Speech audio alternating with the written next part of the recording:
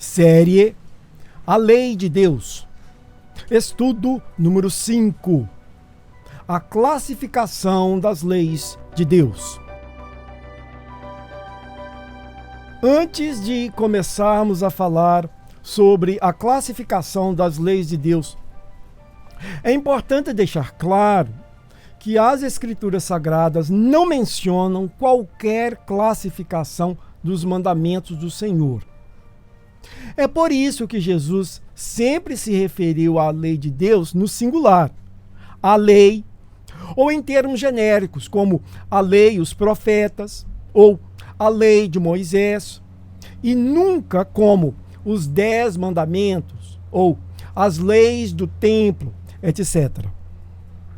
A razão do silêncio na Bíblia sobre os tipos de leis é porque, até os dias de Jesus, todos entendiam e aceitavam que as leis de Deus provinham de um só autor, Deus, e para um só propósito, que é a felicidade e santificação da raça humana. Apenas após a ascensão do Messias, quando começaram a surgir entre os cristãos aqueles que questionavam a necessidade da obediência à lei, foi que se passou a ouvir que nem todas as leis do Antigo Testamento eram iguais. Estudiosos cristãos começaram então a classificar as leis contidas na Tanakh, ou Antigo Testamento, com o propósito de facilitar o entendimento popular sobre qual das leis de Deus deveriam ser cumpridas e quais poderiam ser ignoradas pelos cristãos, sem o perigo de serem condenados por desobediência no juízo final, conforme alertou o apóstolo Paulo.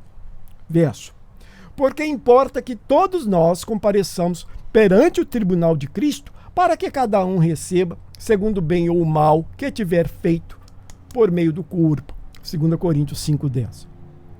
Se haverá um julgamento, e se a sentença pode ser boa ou má, então subentende-se que existem leis pelas quais os homens serão julgados. É interessante que este mesmo Paulo, que escreveu que seremos julgados pelo Senhor baseado na sua lei, foi o escritor bíblico que mais causou dúvidas sobre a necessidade de obedecer à lei de Deus. Expressões como vocês não estão debaixo da lei, Romanos 6,14, ou mas agora somos libertos da lei, Romanos 7,6, e muitas outras semelhantes, levaram e continua levando milhões ao falso entendimento que já não existe nenhum mandamento de Deus que realmente precisa ser obedecido para herdarmos o reino de Deus. Mas entraremos em detalhes sobre a lei de Deus e o apóstolo Paulo no estudo desta série dedicada ao escritor do Novo Testamento que mais escreveu cartas às igrejas do primeiro século. Se os seguidores de Jesus amassem a lei de Deus, assim como seu mestre amava, nunca teria sido necessário classificar os mandamentos do Pai. João 14, 23 e 24. Mas, infelizmente, o que se observa no meio cristão é exatamente o oposto.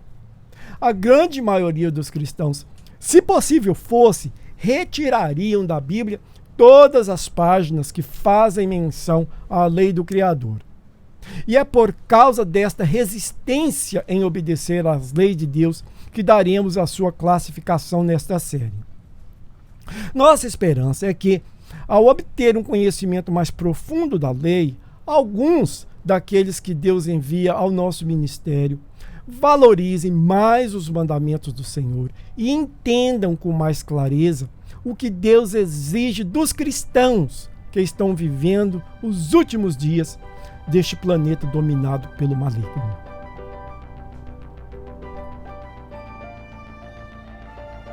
Os 4 tipos de leis.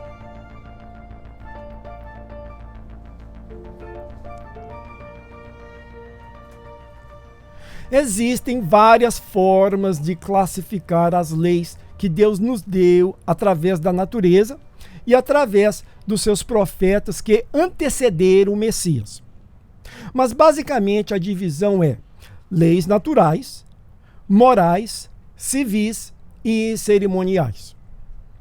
Com exceção das leis naturais, a maior parte da lei de Deus nos foi transmitida através de Moisés, durante os 40 anos do êxodo, desde o Egito até Canaã. Josué 5:6. Antes do êxodo, no entanto, Deus já havia nos transmitido muitas das suas leis, ainda que de forma oral e não escrita, como foi com Moisés. Por exemplo, muitos séculos antes de Moisés, ficou claro que o Criador santificou e separou o sábado dos outros dias da semana. Gênesis 2:3. Também ficou claro que matar é pecado com o evento envolvendo Abel e Caim. Gênesis 4:10-12. Mais tarde vemos que Deus já condenava o adultério quando Abimeleque tentou adicionar Sara, esposa de Abraão, ao seu harém. Gênesis 23. Com esse mesmo Abraão, podemos ver a existência do dízimo, quando ele se encontrou com o rei e sacerdote Melquisedeque. Gênesis 14:20. Finalmente, no evento de Sodoma e Gomorra, vemos Deus condenando a imoralidade sexual dos seus habitantes. Gênesis 18:20.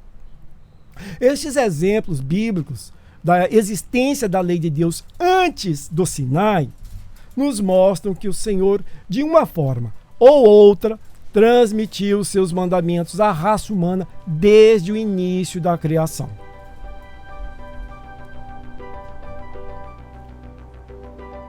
As leis naturais.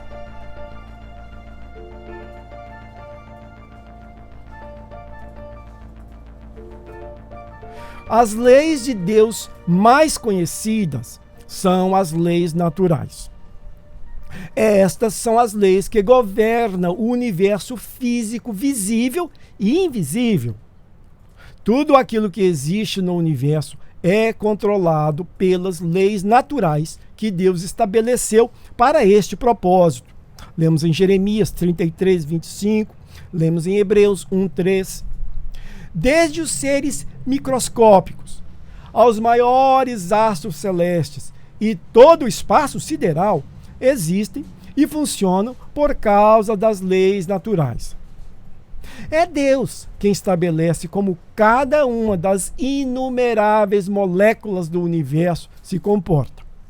Cada partícula, cada átomo recebe de Deus as instruções sobre como e quando se agrupar para assim formar tudo aquilo que existe no mundo físico. Nada existe sem que Deus queira que exista. E nada deixa de existir sem que Deus assim o queira. São as leis naturais que determinam a parte física da vida humana. Tanto a parte que, no nosso entender, são boas e desejáveis, como as que também, no nosso entender, são más e que gostaríamos que não existissem.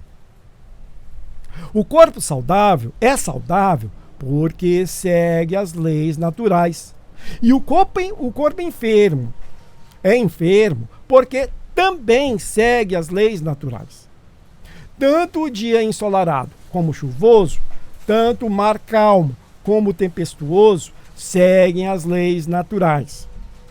Ou seja, a lei natural de Deus está além do conceito humano do bem e do mal. Todas as vezes que o homem explica como algo ocorre, seja este algo bom ou ruim, o que ele está fazendo é simplesmente traçando cada uma das leis naturais de Deus que leva àquele algo.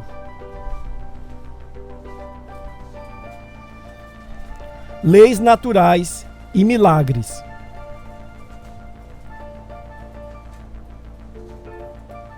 Aquilo que o homem considera como milagres, para Deus, são simplesmente desvios, suspensões ou alterações normalmente temporárias do fluxo regular das leis naturais. Temos vários exemplos nas Escrituras onde Deus instruiu os objetos da sua criação a se comportarem irregularmente para causar um determinado efeito.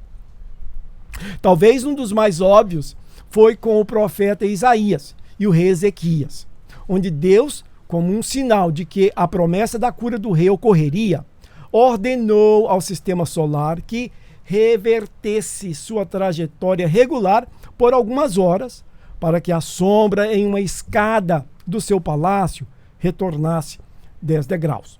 Lemos em 2 Reis 20, de 8 a 11.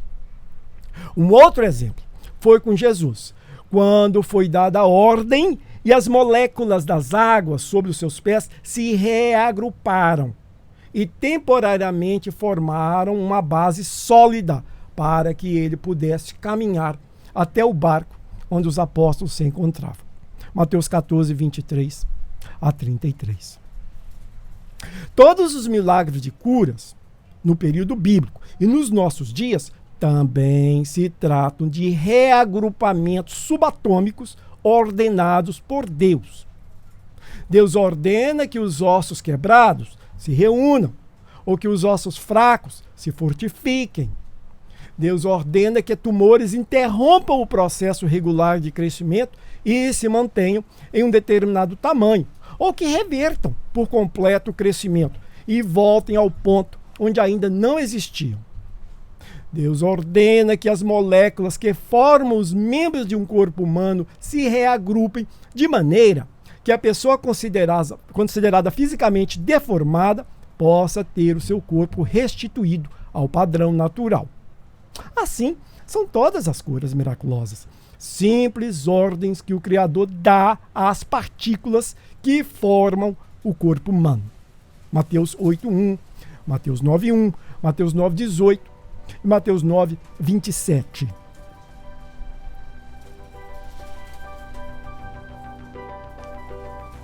Leis naturais e a ciência.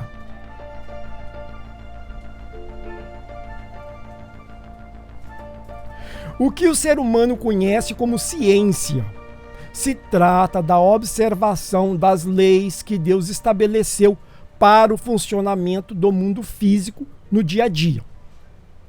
Os chamados avanços científicos são os resultados observáveis de como as leis de Deus atuam e de como o homem pode usar estas leis para o seu benefício.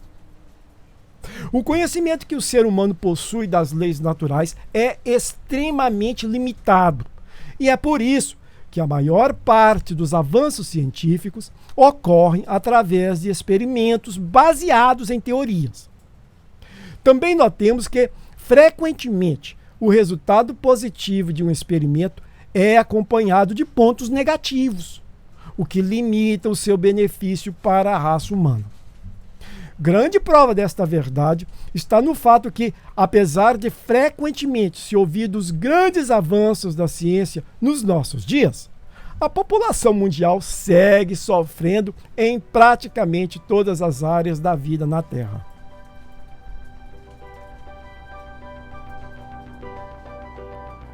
Deus controla o progresso científico.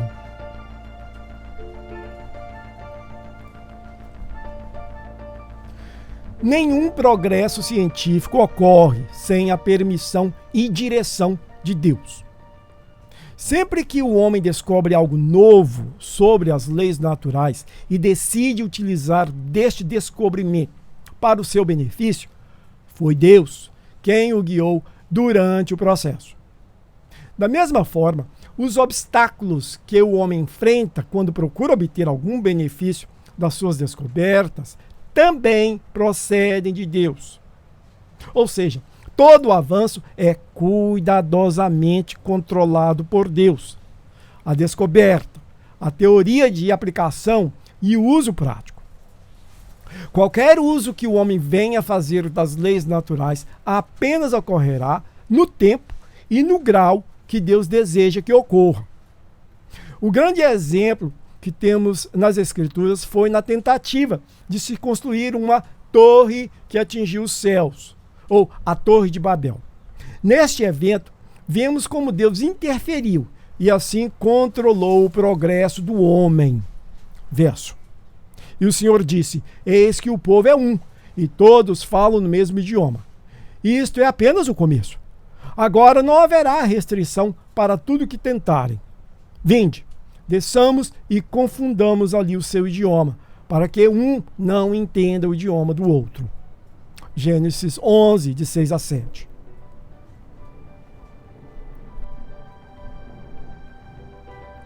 As leis naturais e a prepotência do homem.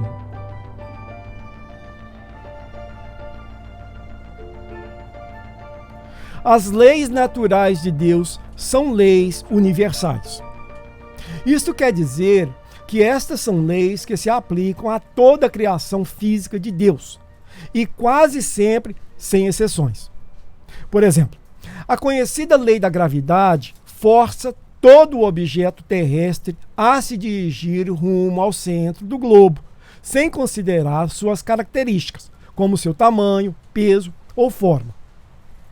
Devido a serem universais e relativamente previsíveis na maneira que atuam sobre os objetos, as leis naturais frequentemente levam as pessoas a rejeitar que Deus é o seu Criador e preferem adotar a posição de que elas existem por acaso. Ou seja, elas imaginam que se de fato fosse Deus o seu autor, haveria mais irregularidades, uma vez que neste caso existiria um ser inteligente atuando por detrás. Este entendimento é porque associam erroneamente a maneira que Deus lida com as suas criaturas e a maneira que os seres humanos lidam uns com os outros. Esta verdade é mencionada em um dos Salmos. Verso: você tem feito essas coisas e eu me calei? Você pensava que eu era igual a você? Mas agora eu o repreenderei e porei tudo à sua vista. Salmo 50, 21. Uma outra razão que as pessoas entendem que Deus não é o criador das leis naturais é porque, geralmente, suas ações contrárias às leis não resultam em consequências visíveis e imediatas. 2 Pedro 3 e 4. O que esperariam ser o caso se Deus fosse o seu autor? O homem alcoólatra ou fumante, por exemplo, normalmente só vê as consequências do seu erro depois de muitos anos no vício, quando é diagnosticado com alguma doença séria. Ele também observa, conforme já mencionado, que outros alcoólatras e fumantes iguais ou piores do que ele seguem vivendo sem problemas de saúde, o que confirma a sua descrença de que é Deus quem controla as leis naturais. Finalmente, o homem comum não crê que Deus é o autor das leis naturais porque lhe parece que ela é imparcial, agindo igualmente com aqueles que professam servir a Deus e aqueles que o ignoram. Na realidade, muitas vezes lhe parece que os descrentes estão em melhores situações. Ou seja, segundo este entendimento, se as leis naturais claramente favorecessem os seguidores de Jesus, então aceitariam que Deus é o seu autor. Nesse ponto, eles não são os únicos, pois, infelizmente, mesmo entre nós, os fiéis, existem dias em que questionamos os benefícios de servir ao Senhor, conforme vemos neste salmo. Verso: quanto a mim, os meus pés quase tropeçaram, por pouco não escorreguei, pois tive inveja dos arrogantes, quando vi a prosperidade desses ímpios. Eles não passam por sofrimento e têm o corpo saudável e forte. Estão livres dos fardos de todos. Não são atingidos por doenças, como os outros homens. Salmos 73, de 2 a 5. Queridos, Deus de fato é o autor das leis que governam tudo aquilo que existe, tanto no mundo físico como no espiritual. Durante os próximos estudos desta série, veremos cada vez mais a perfeição e unidade da lei de Deus. Veremos como todas as leis de Deus, em todas as classificações, possuem um mesmo objetivo, que é a felicidade de todas as suas criaturas. No caso dos seres humanos, por ser uma raça rebelde, a lei de Deus não só nos instrui sobre a felicidade, mas também possui a finalidade de nos mostrar o caminho da santificação, sem a qual ninguém verá a Deus. Hebreus 12, 14.